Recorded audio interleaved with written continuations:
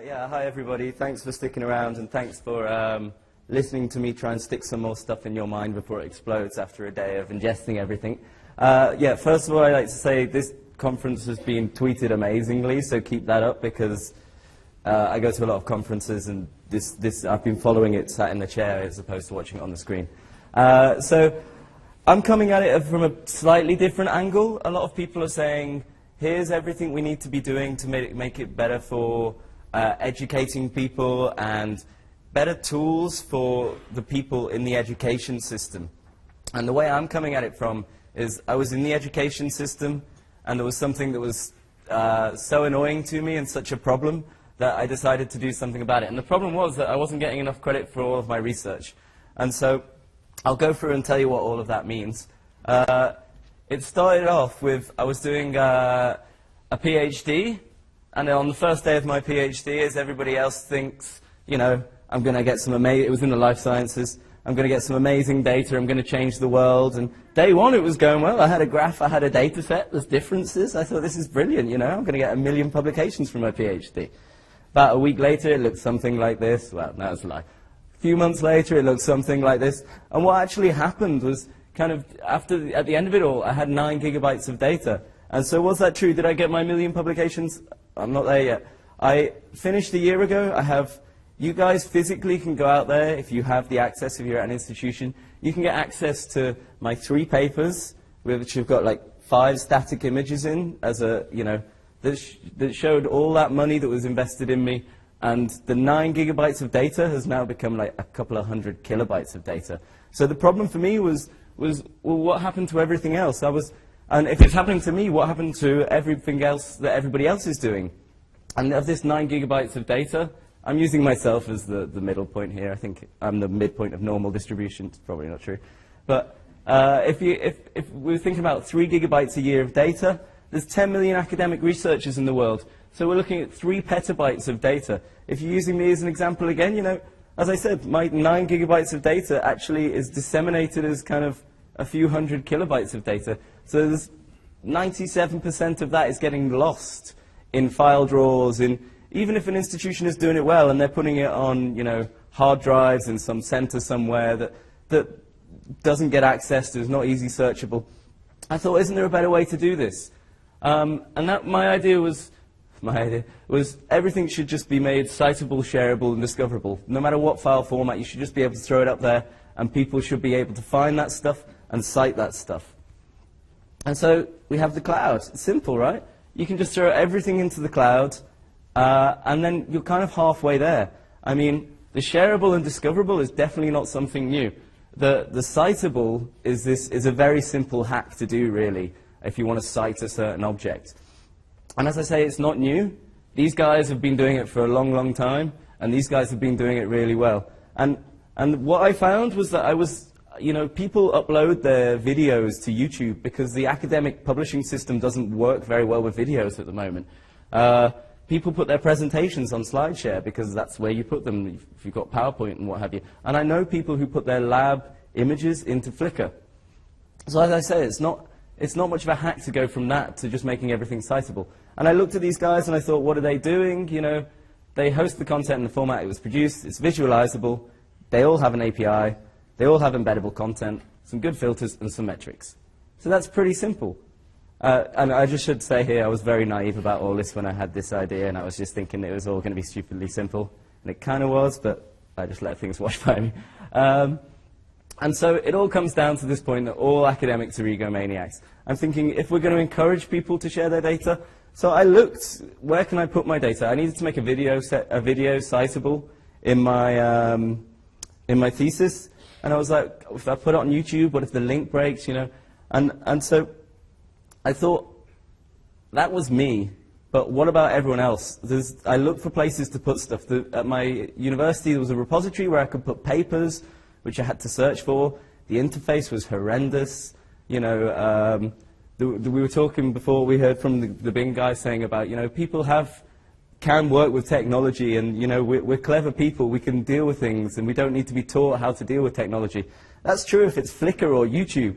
If it's an institutional repository, you need some kind of webinar or something, And if I had to do a webinar to use Facebook, nobody would use Facebook. So it has to be stupidly simple. And at the moment, there's this big push for the government to make all access to research openly available.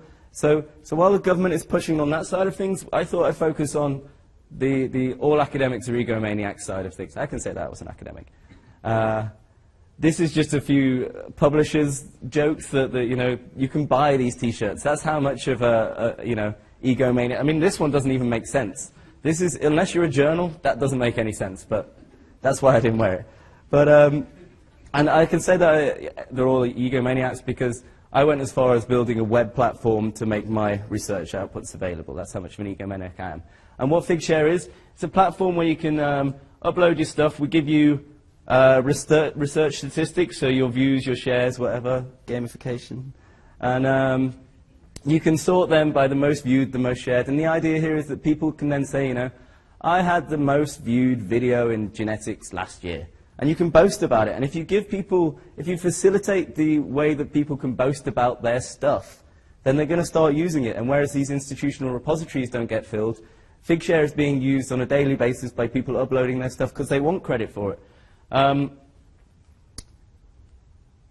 What I then found was, as well as my naivety about thinking it'd be simple, was if you build it, they'll do whatever the hell they want. And this comes down to, so the name's misleading. Figshare is the sharing of figures, so a lot of people still think it's, you know, static images, which is ironically what we're trying to get away from. But it only started with a few things you could share, you know, so like images was one of them, videos was another, datasets was another. And then people just started uploading stuff. So people started uploading posters, dissertations, grant applications, research notes, preprints. Nature Proceedings was this big preprint thing, and they saw people were uploading, and they shut down their preprint server and just said, go and put everything on, go and put your preprints on Figshare, because they can do that.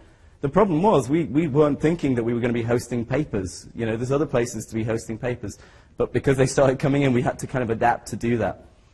And we've got at the moment, we've got a few different types that we take, so the figures, the data sets, media, which is videos and what have you, posters, papers, and file sets, which is kind of the experiment. I'm just going to go and do a live demo, which can only end well. If it doesn't, at least I've given myself a waiver there. So let's see where we are. So here's the site. It's pretty standard. It's you can sign up for free. I should make that point. What you have is here's some things that have been uploaded today.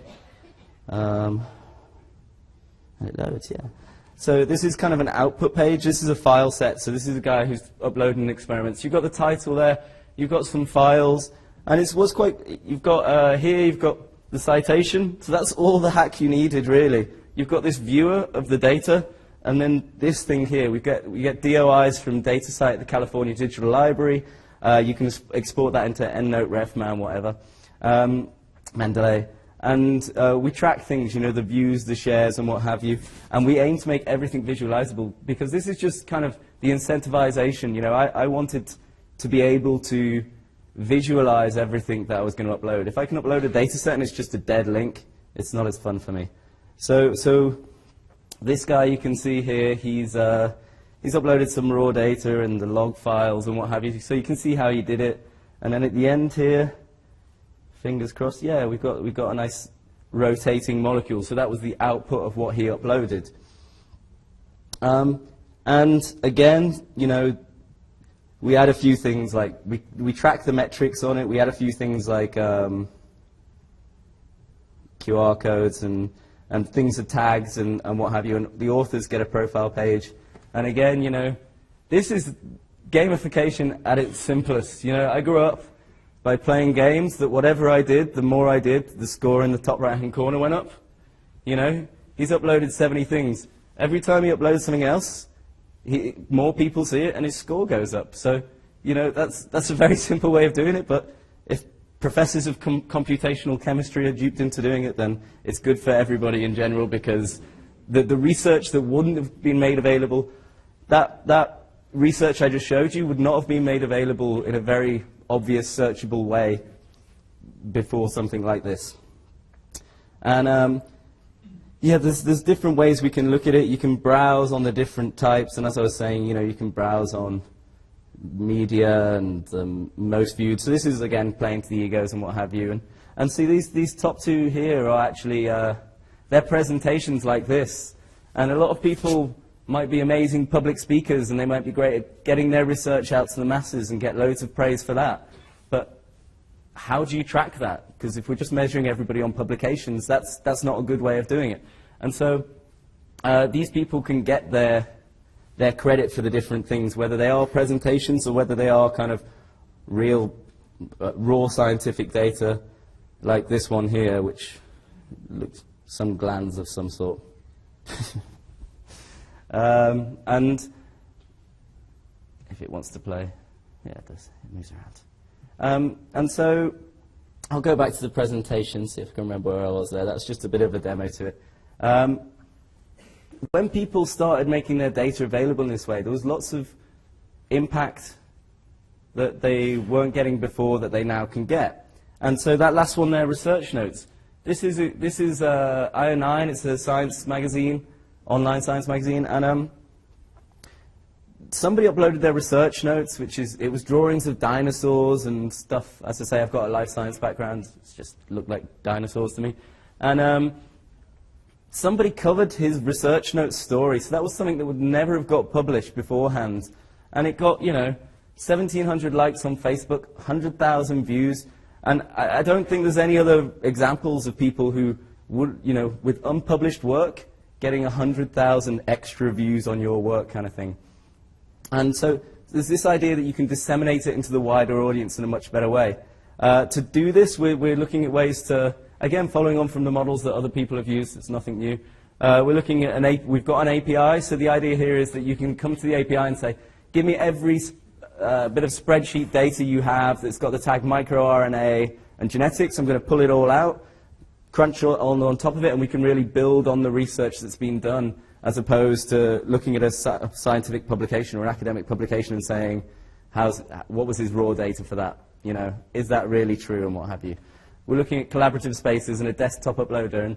And for the educators amongst you and the people from institutions, this is kind of where it's of value to you guys, is that in an ideal world, wouldn't it be great if all of your research, you could just tell all of your researchers, we have private space. Not everything has to be made publicly available. All of your researchers could go and upload their data to Figshare, keep it privately, and then you have control over it, and it's just in a very Dropbox-style manner.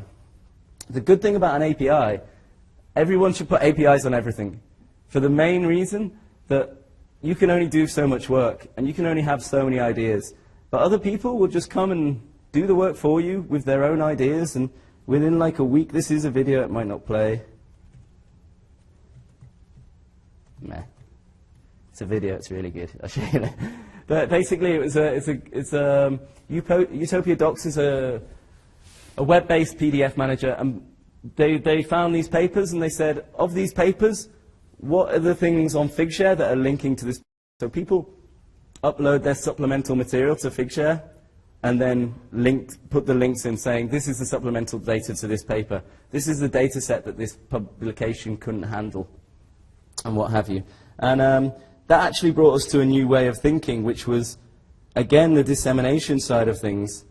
Wouldn't it be brilliant if this bit here, I mean, that's a YouTube video. It's not a YouTube video, it's a Figshare video, but essentially that's what it is. And this display area can display any of the content. If it was that molecule or what have you whirling around, or if it was a data set, some spreadsheet data, we can visualize it and what have you. So why don't you just make them embeddable in other areas? And this is this widget area.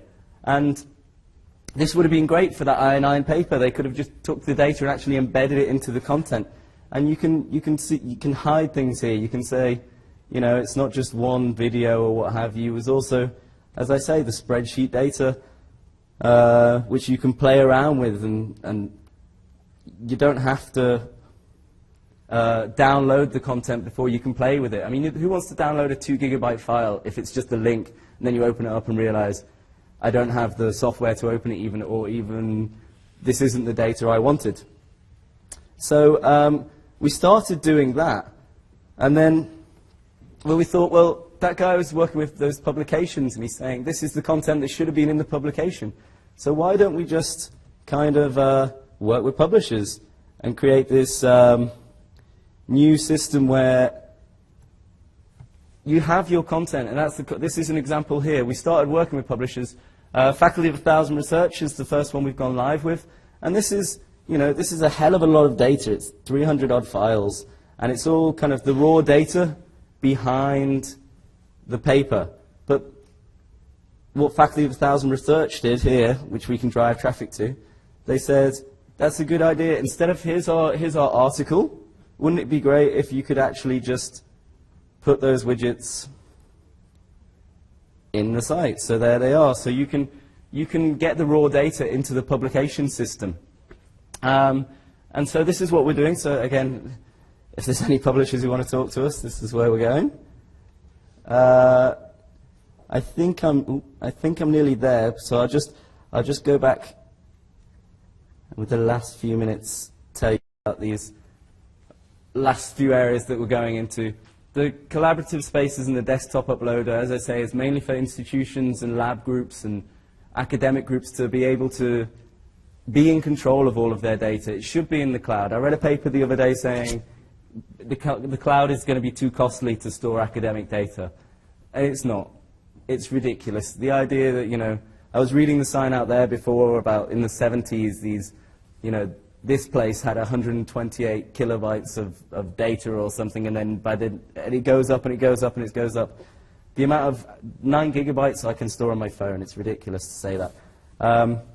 This is the kind of thing we're moving to, the whole integrating into the workflow. So your researchers can just drag their files there, know that they're secure in the cloud on Amazon Web Services and S3, so they're never going to get lost, backed up multiple times, and just integrate it into the researcher's workflow. This is the place where you manage your data. And a reason to be thinking, well, we have a system, we back things up on hard drives somewhere, and yeah, it doesn't work. I have good examples of this. I was on Wednesday night from 7 till about 11, I was back at Imperial doing, looking for files, because my old boss couldn't find something. And I could have just said to her, no, I can't be bothered because she's not my boss anymore. But who wants to spend 7 till 11 on a Wednesday on your own in a dark lab? But I went back and got it because, well, mainly because I'm still an egomaniac and I want that paper. But the idea is that I should just be able to, she should have access to this, and it should be nudged to have the metadata added as soon as you upload it. And the one final thing why you should be interested in this is because as an institution, you're going to have to be interested in this. Science is an open enterprise from the Royal Society came out this year. It's a report with some recommendations. All the UK funding bodies are going to mandate that data be made available where appropriate. And it's going to be a headache for people. So if you don't want that headache, we'll happily take that headache for you. But it's something that's going to happen, and it's something that should be happening. So please come and talk to us about it. Or, we evolve on feedback. So if you've got any ideas, if you think this is a terrible idea and you want to destroy it, please come and tell me, because we're happy to build it because of that. And we're at Figshare.com. I'm Mark at Figshare, Twitter Figshare. Thanks. Brilliant. Thanks very much, mate.